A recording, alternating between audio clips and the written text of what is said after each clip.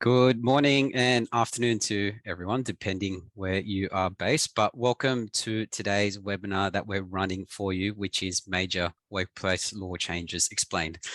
I just want to thank you all, more importantly, for taking some time off to watch this webinar despite your busy schedules. Positive news, it looks like we have a good amount of registrants that have jumped into the call, but we understand there's probably a couple more that have told us they're a bit late. So just hang on tight for another minute and we'll start with the presentation.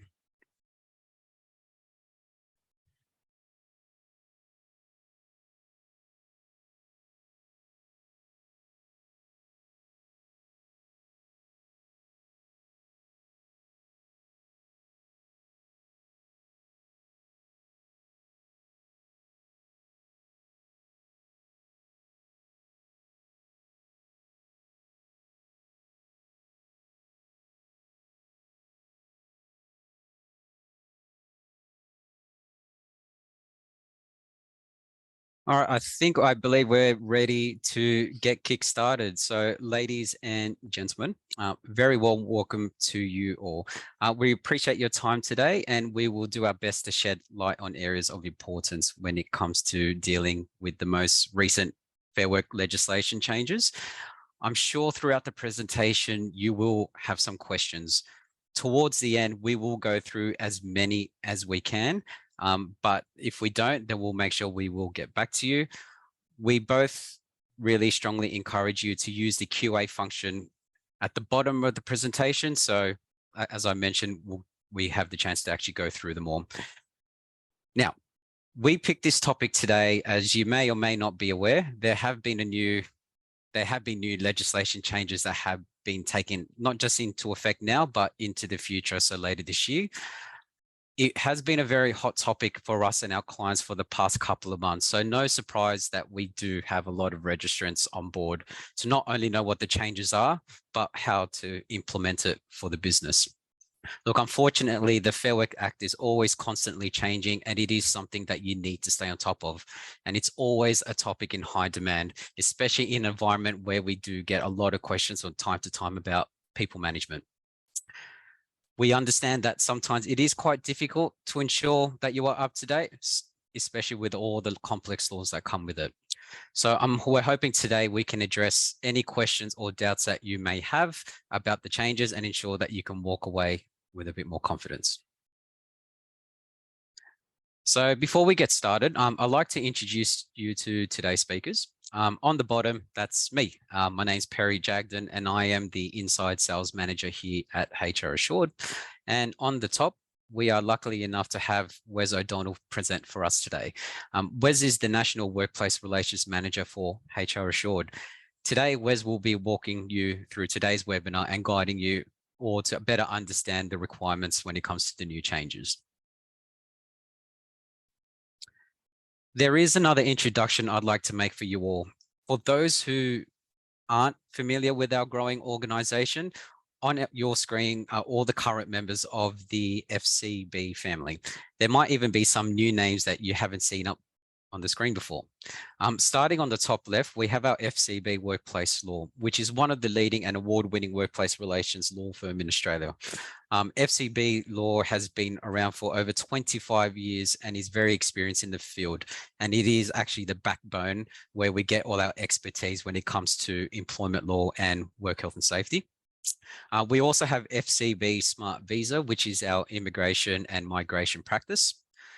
Jumping to the bottom left, we have Enable HR, which is our technology arm of FCB.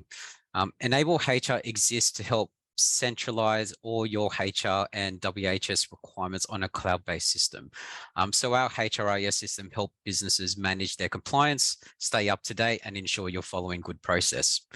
And finally, QMS and Best Practice, which is our quality division of our family.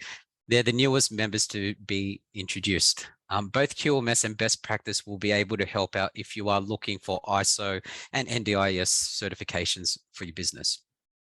But the banner that we'll be focusing on is HR Assured. HR Assured is your external HR and WHS partner for your business. Its slogan has always been avoid admin and create culture you have always decided. That's how we actually best support businesses. Most of you are here because you have some responsibility around HR and WHS for the business, or maybe even full responsibility. We understand that you don't want to spend the day in, day out ensuring that you are meeting legislative requirements. You want to make sure that you're working on the business instead of in. How we do this for you is that when a client comes on board, the first thing that we do is do a comprehensive HR and WHS audit. This will help diagnose what parts of the organization needs assistance. If there are any critical areas of non-compliance that we find, we will jump onto them right away. We will then work with you to find all the blind spots and ensure the businesses are following best practice, and also ensure that you're aware and trained around your obligations. You will also have unlimited access to our qualified advisors 24/7. You will always have a professional at your fingertips.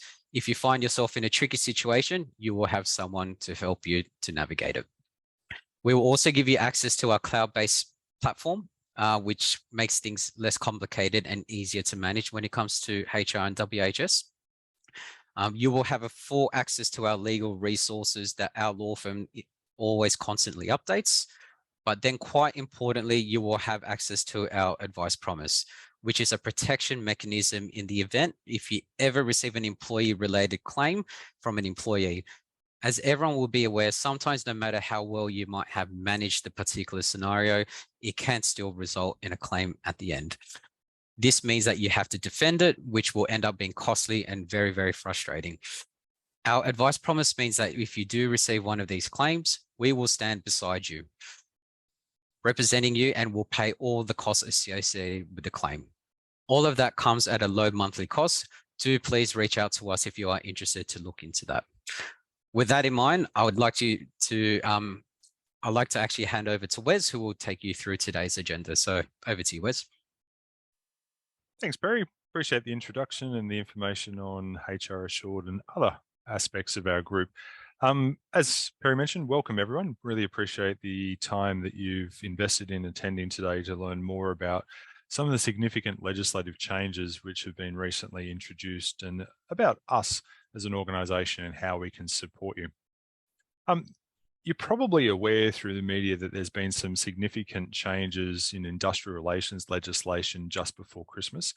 And we're going to go through those details from a more of a practical lens around what you need to be conscious of in order to be compliant with those changes. Of course, the full range of changes is much more comprehensive and certainly more than we can get through in this presentation. So if there are any particular questions that you have, Perry will guide you through a process on how we can support you through that. So without further ado, what we're going to discuss, broadly speaking, is some significant changes with regards to sexual harassment and sexual discrimination. Those changes have been introduced both in the Sex Discrimination Act and the Fair Work Act, which we'll go through together. We'll then discuss some of the other practical changes which have been introduced last year as it relates to you, including pay secrecy, fixed-term contracts, flexible working arrangements, and others. Now, of course, we're more than happy to address any questions that you have. Please raise them in the chat function throughout this presentation, and we'll leave enough time at the end to address any questions that you may have. So, sexual harassment and sexual discrimination. Naturally, a very concerning topic which has gained traction in the last 5 years. Some people think it's as a result of the Me Too movement, but there's been significant movement in this area well before that movement's come to the fore. In fact, the Australian Human Rights Commission has been undertaking a detailed study with regards to the prevalence of sexual harassment in the workplace for some time, and has tabled in the last couple of years a Respect at Work report, which is a detailed study outlining the nature and prevalence of sexual harassment in the workplace and suggested approaches to address and minimise the likelihood of sexual harassment occurring. Now, the previous Liberal government had introduced a range of changes as a result of that report, but didn't implement all of the recommendations. And we're seeing that the Labor government, upon forming power, has introduced a number of further changes which have gone further and has a more direct implication for businesses. So as I discussed, the principal act relating to sexual harassment and sexual discrimination is the Sex Discrimination Act. We also have the principal legislation or laws guiding workplace arrangements, which is the Fair Work Act. Now, what the government has done is they've introduced changes to both the Sex Discrimination Act and the Fair Work Act with a view to creating a much more comprehensive framework to eliminate the possibility of sexual harassment in the workplace. We will go through both in turn. The first thing that the government has done is introduced a change to the Sex Discrimination Act, which introduces a positive duty to eliminate sexual discrimination and harassment in the workplace. So pretty direct obligation, and it's much along the lines of a workplace's obligation under work health safety legislation to identify potential risks and hazards and undertake a structured process to eliminate that hazard or risk to the extent that is reasonably practicable. Same type of approach here. We should note that it's a positive duty, and that means that an employer or a PCBU, so person conducting a business or undertaking, must undertake a process to eliminate sexual harassment in the workplace. Now, it then states that it must undertake any reasonable steps to the extent that is reasonably practicable to eliminate that risk of sexual harassment. Now, the extent to which that obligation will flow through to you as an employer or a PCBU will turn on a number of circumstances, and that means the size, nature, and complexity of your business, the resources available to you, whether you have internal HR capability, your nature of your systems and platforms, and other relevant matters. But it's important to note that the size of your organization and lack of dedicated HR resources doesn't exclude your obligation. Your obligation always exists, but the complexity of your solutions changes depending upon your size and nature of your organization. So we must undertake this process. And the legislation goes a step further to say that an employer is vicariously liable, so directly liable for any sexual harassment which occurs in the workplace, except to the extent that you've undertaken all reasonable steps to comply with this positive duty. So a couple of things flows from that. One, there's a positive duty. You must do it. Failure to do it is a breach of the Act. Secondly, there is a direct liability which is imposed upon employers, meaning that you're liable for the conduct within your workplace, but you can only defend that liability if you've complied with your positive duty obligations and can demonstrate your compliance with that obligation. So some practical tips on how we're recommending businesses go through this process. Firstly, you need to inform and educate yourself as to the legislation and requirements, and that's part of today's process. Part of that webinar is to inform you at a high level of what the duties are, but it's part of our core service proposition to our members, ensuring that you're adequately informed of legislative change and the practical implications of that. We then have an obligation to undertake an assessment to consider whether there is a risk and where those risks lie. So are there direct employees? Are there contractors? Are there other workers, on hire labor, volunteers, etc.? What's the structure of your organization, and where is it possible that sexual harassment may arise in that context? Consider what steps you can take which are reasonable and proportionate to eliminate those risks. So one of the first things I would imagine that you would be doing is looking at creating a reporting culture. A culture and values which confirms that the organization does not tolerate any form of sexual harassment in the workplace and promotes open, transparent, reporting culture to enable you to get in front of these type of issues. We also then need to consider other types of steps and duties which you may implement, such as onboarding processes, recruitment processes, amendments to your contract of employment, which reinforces your values and expectations. Ongoing training and development to reinforce expectations, and continuing that process throughout your employee lifecycle.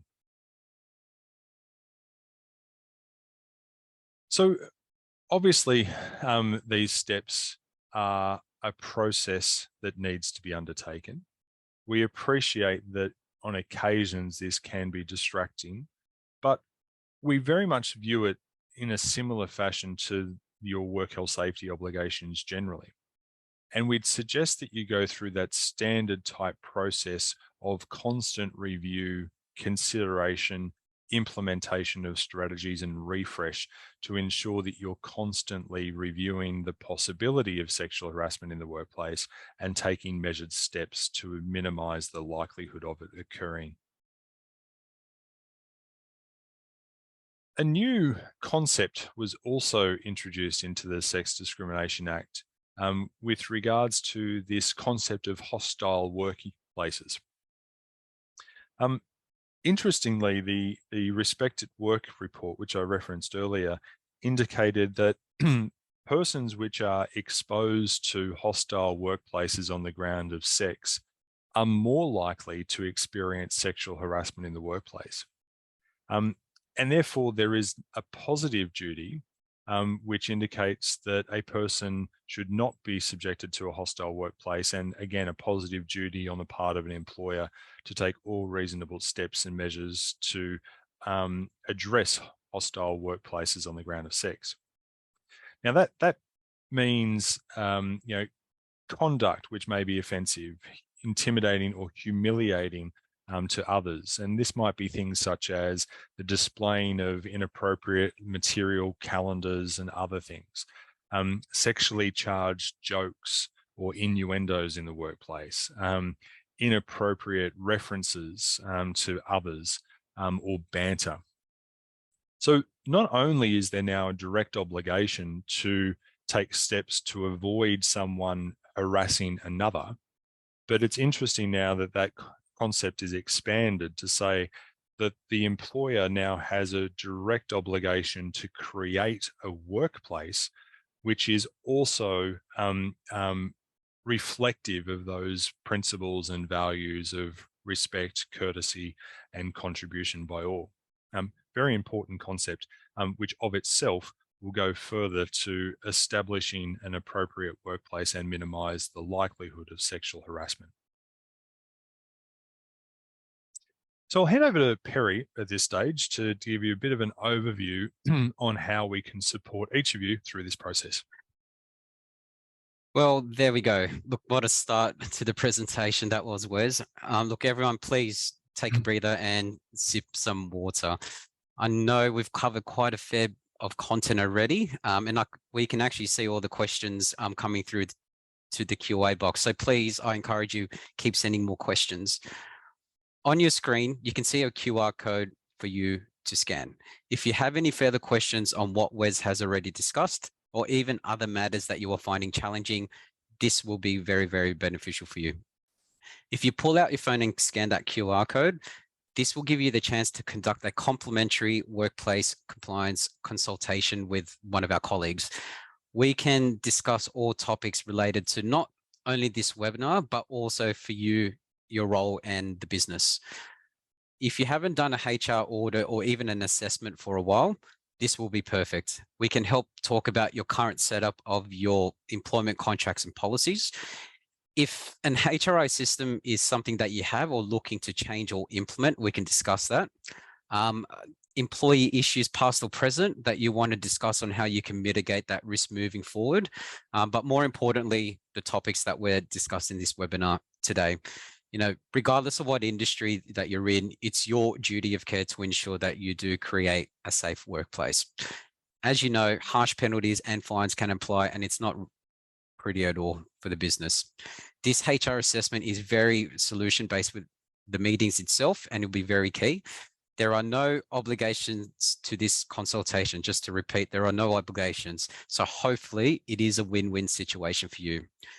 If you can't scan it, the QA box below, we will put the link in there. So hopefully you can just click and put your inquiry for this consultation. So what we'll do is we'll give you a minute.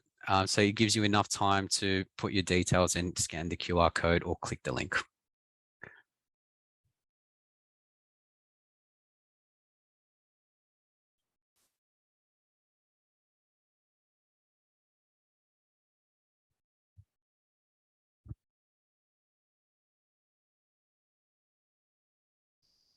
Well, hopefully that was enough. Oh, that was long enough for you to scan the QR code. So I'll give it back to you, Wes. Great, thanks, Barry. Appreciate it. So we've discussed the initial amendments to the Sex Discrimination Act in relation to sexual harassment, but now we'll get on to some of the changes in the Fair Work Act. As mentioned, the government has also introduced some specific prohibitions upon sexual harassment in the workplace, which will start shortly on the 6th of March. In effect, what the changes have outlined is that there is now specific provisions which prohibit a person from sexually harassing another in the workplace. Yeah, so that's key. A worker can no longer sexually harass a person in the workplace. Now, the implications of this seems pretty obvious, but what the government has done is indicated that there is a penalty structure which is associated with this. So whilst we've got the Sex Discrimination Act and someone can pursue a claim stating that they've been sexually harassed in the workplace, this creates another avenue for complainants or victims to pursue. And that is, it provides a penalty structure where someone is not compliant and has sexually harassed someone. Now, penalties for an individual may amount to $13,300. Penalties for an organisation is $66,000. Now, you might say, how is an organisation going to be liable where they're not the person sexually harassing another? Well, there's what's called accessorial liability provisions under the Act, and that means that any person which is knowingly involved in a contravention is taken to have personally contravened those provisions themselves. So what that means is if we're aware of someone's conduct and behaviour in the workplace and not necessarily addressing it, there is the potential for any person knowingly involved in that contravention to be brought into that penalty structure. So pretty significant implications. We also see that the government has introduced expanded powers of the Fair Work Commission to allow an individual to raise a complaint directly with the Fair Work Commission, which has broader powers to investigate any complaint and make any orders it sees fit, with the exception of monetary compensation, with a view to making sexual harassment stop in the workplace. Now, there is the ability for an applicant to proceed into the federal court if necessary, but you can see that this is a more timely, quick process of dispute rather than an individual proceeding through to the Australian Human Rights Commission. It means that someone has now a direct source of dispute resolution where they can draw upon the Fair Work Commission to investigate and basically give directions with a view to making sexual harassment stop. We do expect that many people will take or avail themselves of this particular dispute jurisdiction. And we would also suggest that we need to be really conscious of the potential for brand and reputational damage in the event that an employee does go down that path. Yeah. So given that the employee now has a direct dispute process before the Fair Work Commission, we would be strongly suggesting that an organisation needs to comply with its positive duty obligations, implement training, procedures, policies, etc., around the requirement to eliminate or reduce sexual harassment in the workplace, because we don't want to come into the Fair Work Commission under this new dispute power having not complied with those base level principles at first instance. So without labouring upon the sexual harassment changes, and they are significant, and we don't want to understate them. I personally think that they're probably some of the most comprehensive changes in our industrial framework for some time, and certainly requires all businesses, regardless of your size or complexity, to undertake immediate steps and measures to address those obligations. But there's been some other changes in the legislation which I'd now like to focus on. As you would probably expect, with the Labor Party forming government after 13 years in opposition, there was always going to be a raft of changes which they want the Labor government would implement upon forming government. Broadly speaking, the Labor government convened a workplace summit shortly upon taking office, and invited various employer groups, industry associations, unions, major employers into that process to discuss various proposed amendments to our industrial framework. And as a result of that, a policy agenda has come out. Through that, the government has indicated that its primary objectives with regards to industrial relations is to achieve full employment and productivity growth.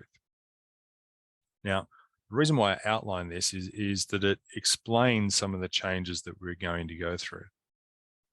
Now, the government has indicated that how, in part, it intends to achieve those objectives is to increase gender equality and participation within the workplace, which I think is a fabulous thing. The government has indicated that to increase participation of women in the workplace and other marginalised or vulnerable groups will of itself achieve economic growth and broader economic outcomes by increased participation. They also say by creating more security around jobs, it will retain those individuals. And as a result, it wants to distribute the benefits of that economic growth to a greater extent to those which are now contributing. So those people that are coming into the workplace, contributing to that growth, should receive some form of direct benefits as a result. So with that in mind, the government has introduced a range of additional amendments which we'll go through. Now, we should note that the government has recently indicated that the changes we're about to discuss are considered to be tranche one. They've outlined that there are to be further changes introduced into Parliament later this month, which will introduce a range of other amendments which we'll need to obviously communicate to businesses. And they've also indicated that the more complex and controversial amendments, so tranche 3, will be introduced around July of this year. So we are anticipating that 2023 is going to be a time of significant legislative change, and it's going to create a level of obligation upon all employers to understand those changes and the practical implications of them, and to take really timely, positive steps.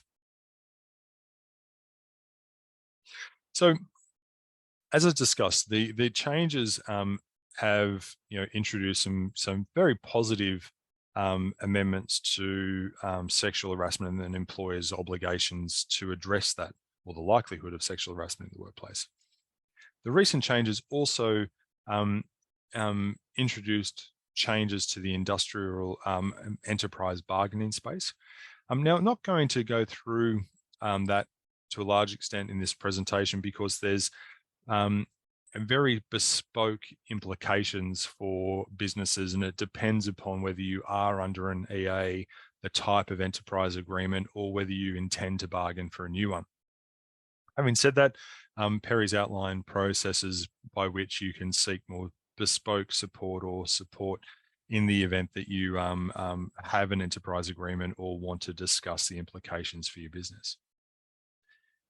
The changes also introduced some amendments to the concept of pay secrecy, the usage of fixed term contracts and flexible working provisions, which we'll now discuss in turn. Some of these changes don't come into effect immediately though. Some of them have, and they came into effect late last year. But we can see that effectively a number of changes start at a later point. So on the 1st of February, the new structure of paid family and domestic violence leave commenced, which provides all employees, including permanent and casual employees, with 10 days paid family and domestic violence leave per year. Now, that does not accumulate from year to year, nor does it accumulate progressively throughout the year, but rather 10 days are available to each employee upon the commencement of this regime, so on the 1st of February, and will reset upon the anniversary of the commencement of every employee's employment. So just to step that through, let's assume that I started employment on the 1st of July. I'm now able to access 10 days paid leave from the 1st of February for family and domestic violence.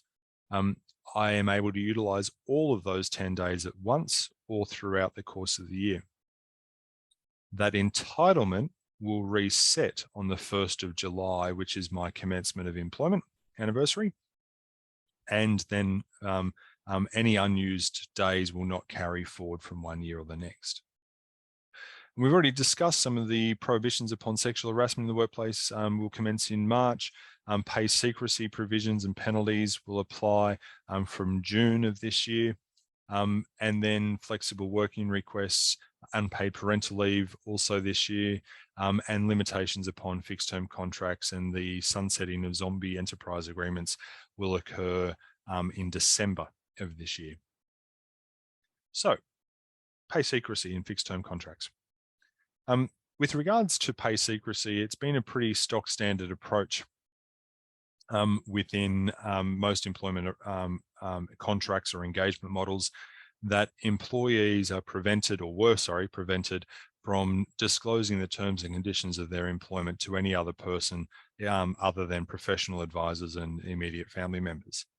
Sometimes a contract went a step further to specifically state that their employees prevented from disclosing the terms of their employment to any other employee and will be subjected to disciplinary proceedings in the event that they do.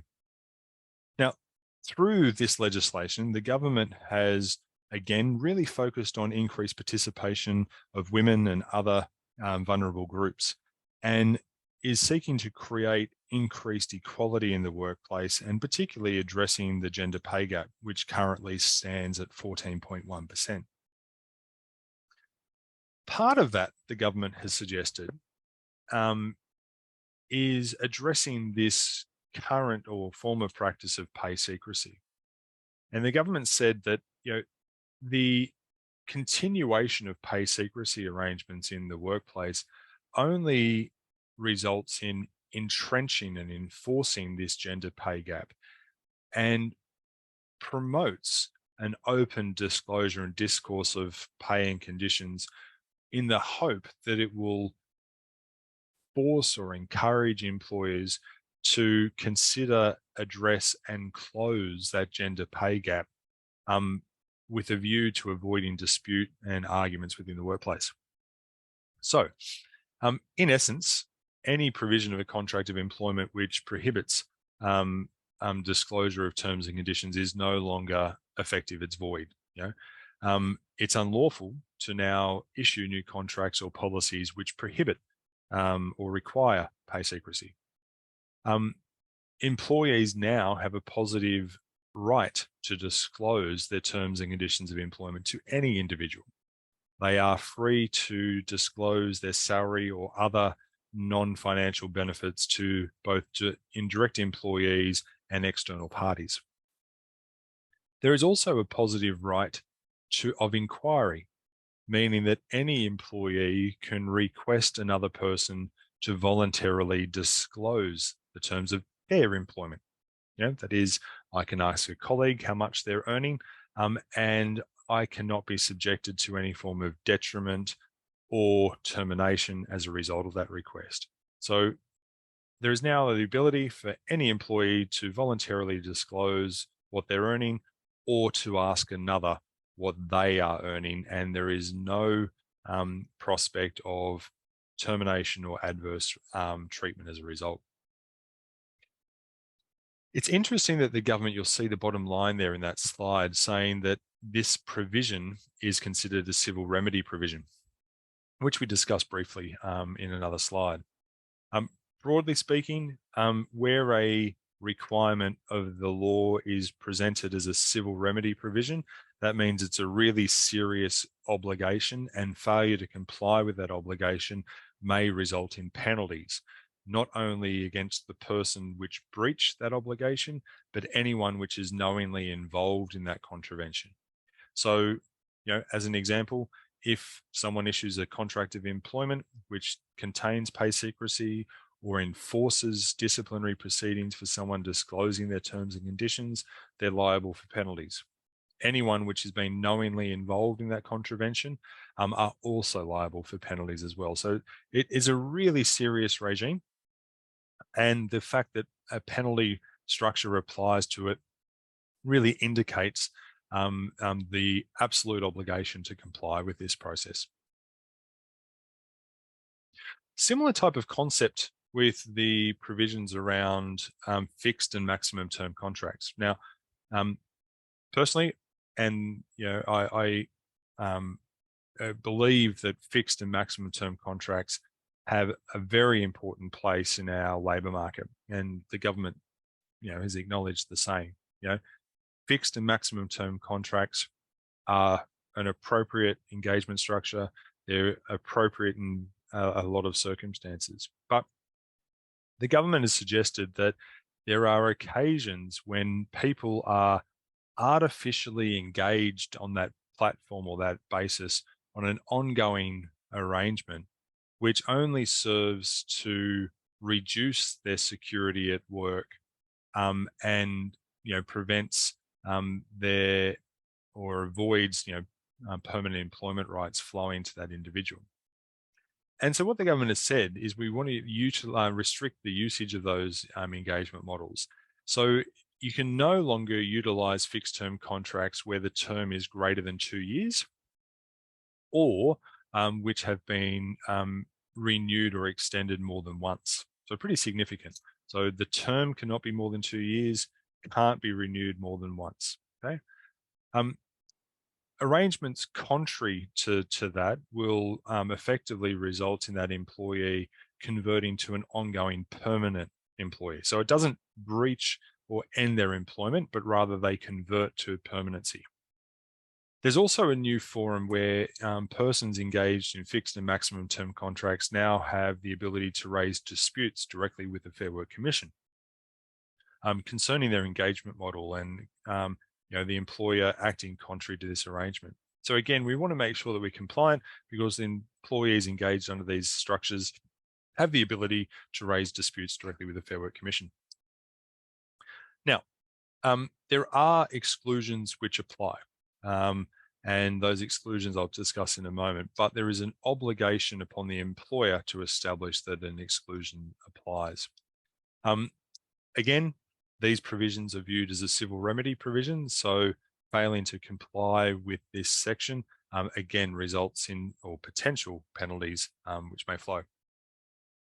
So some of these exceptions are where a maximum term arrangement has been put in place for a distinct and identifiable task utilizing specialized skills. So this might be a construction project as an example, or a significant build or IT program, which may extend slightly beyond the 2 years. So that's a permissible arrangement. Training engagements such as apprentices or trainees are obviously excluded, given that most apprenticeships are for a 3-year or 4-year period. Essential work during peak demand or trade, emergency circumstances, or where the role is partly or wholly funded by government and there is no reasonable prospect that that funding will be renewed. So that's a significant qualification at the end of that. So a role is firstly partly or wholly funded by government funding. and there is no reasonable prospect that that funding will be renewed. Now, obviously, there's some significant implications for a number of industries, particularly health. Other sporting associations, example that I've been dealing with, they're impacted by this. And that last qualification is a significant one. Now, we don't have any, greater indication as to how this will play out, but we need to consider it. The arrangements around fixed and maximum term contracts have been deferred. So effectively, this requirement or legislative change comes into effect in December of this year. So we've got a little bit of time to assist businesses in considering how they're going to address this requirement. And that sometimes requires a bit of a consideration around your current engagement structures, organizational chart, and how you can potentially put some alternative arrangements in place. A couple of other things, which just quickly before we take a few questions, there's been an expansion of the flexible working arrangements under the Act. This is really only going to impact award-free employees. The Fair Work Commission changed all modern awards to broaden flexible working arrangements. And what the government's done is it's caught up by changing the Act to align the Act with the modern awards. So in effect, what that does is it brings in line the Act in relation to award-free employees with all other award-covered employees. Now, the implication of this is that there are a greater number of people which can now access flexible working arrangements, though that is people which are pregnant, and also persons which are impacted by family and domestic violence. In addition, there's a new requirement which deals with how an employer must respond to any request. Firstly, an employer needs to consider it and respond and accept the claim if they can. Where they can't initially accept the claim or flexible working request, rather, there needs to be a further process to consider the nature and effect of the request. Firstly, there must be a conversation with the employee. Okay? You can't simply reject a request without undertaking some form of structured conversation. Need to understand the nature and effect of the request. Is it temporary? Is it permanent? Is it flexible? Are there alternatives that can be explored? In the event that you cannot accept the flexible working request, a formal written response must be provided, which includes the reasons for the refusal. In addition to that, you must, as an employer, consider any alternative role or arrangements in which you could accommodate the request. So, as an example, you couldn't accommodate the request in the current role. However, there's another role which is slightly different, and in that role, it would be easier to accept the request and put those arrangements in place. And so you would have an obligation to consider whether the employee is prepared to be redeployed into that alternative role on a temporary or permanent basis, so that we can accommodate their flexible working arrangements. So a little bit of a structured approach. It's, as I said, probably not going to be new to a lot of businesses, given that it's closely aligned with the arrangements under the modern award structure. But again, the government has introduced new powers before the Fair Work Commission to hear disputes by any employee that believes that this process hasn't been followed, and failure to comply with this process, again, is positioned as a civil remedy provision, meaning that significant penalties may be applied in the event that an employer or any other person is knowingly involved in a contravention and failed to observe these conditions. So again, just a brief outline there of what those steps entail, and where the request can't be initially approved at first instance, need to go through a process of exploring a discussion with the employee, which concerns the nature and effect of the request, alternative arrangements, if any, and then confirm the details in writing. So that being said, I'll hand back over to Perry, who will step you through some ways in which we can support, and we'll go through some of your questions. Yeah, look, we thought we'd bring up this slide again, just in case you didn't have time to scan the QR code or click the link provided. But here it is. Just to recap, this complimentary workplace compliance consultation will help uncover any risks and threats to the business and help you understand what you need to do to be compliant, especially around the complex laws that we have at the moment. If you are very serious about your workplace relations, we can get one of our colleagues to contact you ASAP and book a meeting. We can confidently say that this will be a solution you need to help manage your HR and WHS.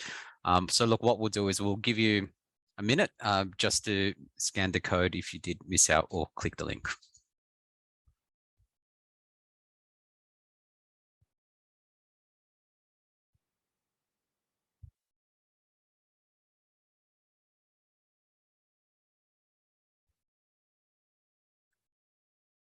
And here are our services for HR Assured again. As I mentioned, we can be that external workplace relations partner for you and your business. We will provide you with the framework, the relationships, systems, and processes to ensure that you are in full control of your HR and WHS obligations. We do hope you do take your compliance seriously and that you are complying with a proactive instead of a reactive compliance philosophy.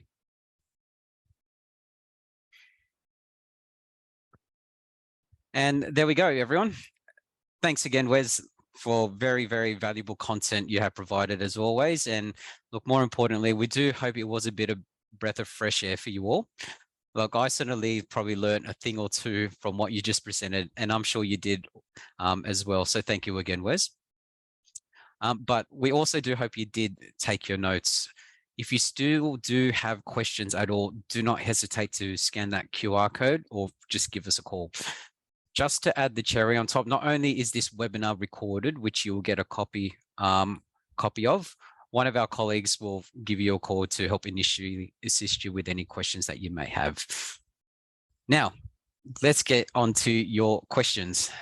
Look, going through the QA box, there is quite a fair few, but look, Wes, I think there are a few complex ones as well. But look, we'll do everything we can to go through them. But look, I'm very conscious of time. But if we don't get through your questions today, we will contact you as priority.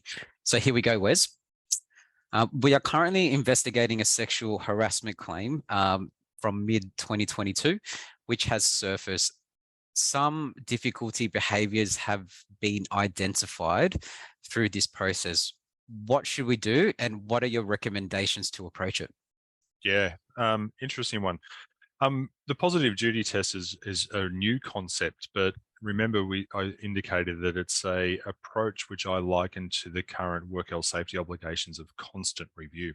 Yeah, your obligation is to consider the potential risk of sexual harassment occurring in the workplace, and then to implement a process to eliminate it to the extent that you can.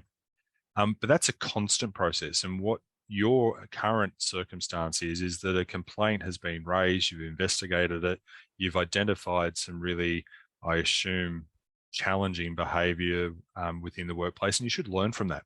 Use it as an approach to capture data, firstly, within your systems of any complaints, grievances, investigations that you're undertaking, so you understand the prevalence of alleged sexual harassment in your workplace. That data will hopefully identify, where it's occurring, when it's occurring, the groups it's occurring to, if you're a dispersed organization, so you can help identify risk pockets within your organization, and then consider steps around how you stamp it out. So, is your employee induction training effective? Is your ongoing training effective? Are people aware of your policy platform? In the case of this employee, is there an obligation to undertake disciplinary proceedings which may result in dismissal to reinforce your value set? So it's unfortunate you've had to go through this process, but I think in line with your positive duty, use it as an opportunity to refresh your consideration of what steps, if any, you can implement to avoid this occurring in future. Perfect. That sounds good. Okay, second question. Does HR Assured have services to support businesses' obligation around mitigating sexual harassment in the workplace? Yeah, it does. And I'd strongly suggest that if any of you need a further discussion around that, to take up Perry's invitation to speak with one of our consultants further. I appreciate that there's sometimes a limitation on what I can discuss or address in an open forum like this. But sure, the very nature of what we do is designed to support businesses in all aspects of their HR and employment relations duties. Now, firstly, our systems are put in place to create a framework and policy structure which meets with all of your obligations, to if you haven't already got it. So, equal opportunity, diversity policies, grievance structures, targeted contracts of employment. Our support structure then helps identify ways in which we can support your line managers in meeting their obligations and to implement, safety procedures and others. And of course, if things go wrong, we've got experts through the advisory structure to guide you through that process on how to address the complaint, take learnings from it, and pivot. So we then also have the advice promise, which I think is really important. So in the event that there's a claim or a dispute with the Fair Work Commission, we'll support you through that process as well. So I would say that we can't do everything for you, but to the extent that we can, we'll guide you through that process, which I think is really critical. Now, I also think one of the big benefits of how we've supported our clients in the last 3 or 4 months is being the source of that information. We appreciate that it's really hard for you to get across the frequency and the nature of the changes in our laws that come through. And this year in particular is going to be a really challenging year because of the range of changes to come into effect. And I think being able to discuss, explain those changes in a timely fashion of itself, I think is really going to help you get in front of the curve and be compliant with all of these changes. Perfect. Okay, just scrolling through some other questions here. I have several employees who do the same role but are paid differently. One of the issues has divulged their salary to another, which has caused some issues internally. Is this a bit of a risk to my business? Well, yes and no. There's not, if someone's disclosed the terms of their employment structure, you can't do anything about it. So again, we can't implement disciplinary proceedings or other things as a result of that. A lot of businesses are really concerned with this around the potential engagement problems that may arise in the workplace and internal grievances and disputes. I kind of think that we need to shift our mindset from a prohibition to a preparation. That's how I'm explaining it. So we can't rely on this prohibition against disclosure of terms and conditions, but we need to prep for it. It's likely that it's going to occur. And what I'm saying to businesses and my clients are, what's the likelihood of that occurring in your workplace? And if it does occur, what's the likelihood of it creating dispute? So look at your pay summary and your reports from your time and attendance and payroll systems.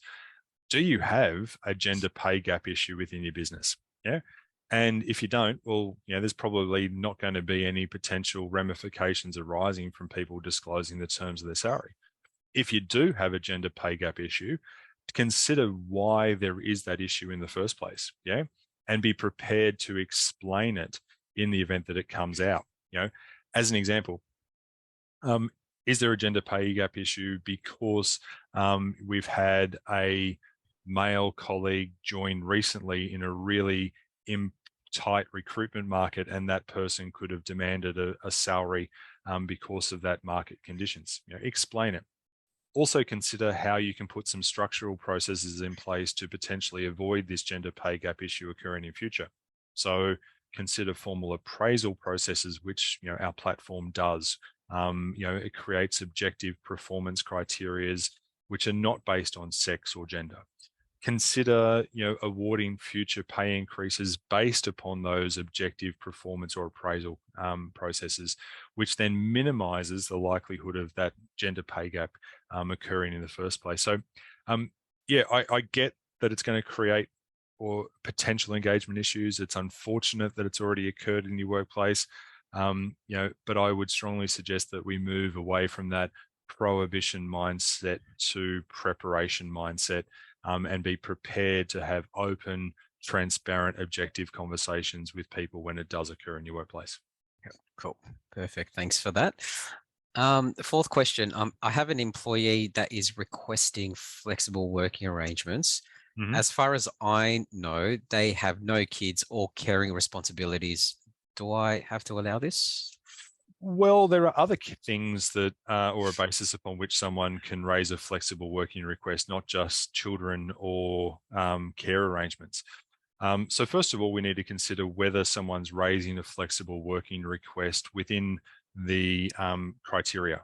So that includes whether they're over the age of 55, I think from memory, whether they have care responsibility of a child before school age, whether there's a disability or a carer, whether they're pregnant, whether they're experiencing family and domestic violence, etc. So broadly speaking, if they're in a category which enables them to raise a flexible working request, you have to consider it in accordance with the Act.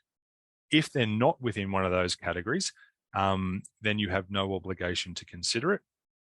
But in the tight recruitment market we find ourselves, where people are expecting flexibility as a condition of employment, you may well choose to consider it in order to retain that person, but there's no legal obligation to do so if they fall outside that category criteria.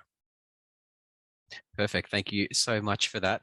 Look, I'm very conscious of time, so this is going to be the last question. Sure. But look, you did mention it in the previous answers, but I have two businesses, one with 5 staff and the other one has 50. Mhm. Look, some of these changes are going to affect me, and I'm very, very worried I'm not going to get it right. Like, what do you think I should do to get the new changes right for my business and the actions I should take? Yeah. Um, if you are having two separate businesses, one with 2 employees, one with 50, I probably assume that you've got a common management structure and other things.